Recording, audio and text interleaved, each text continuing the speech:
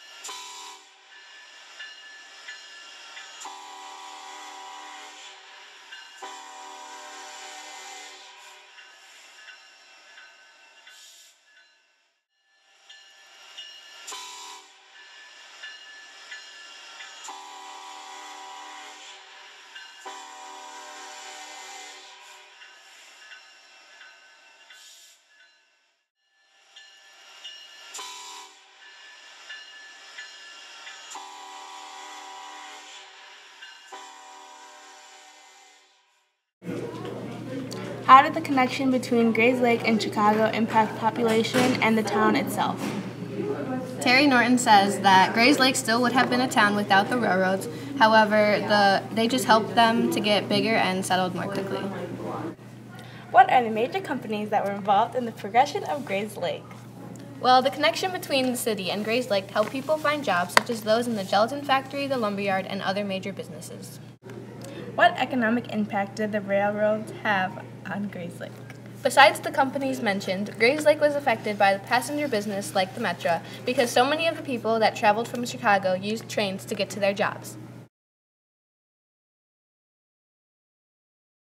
The railroad represents convenience to current and prospective Grayslake residents, thus increasing Grayslake's appeal and population.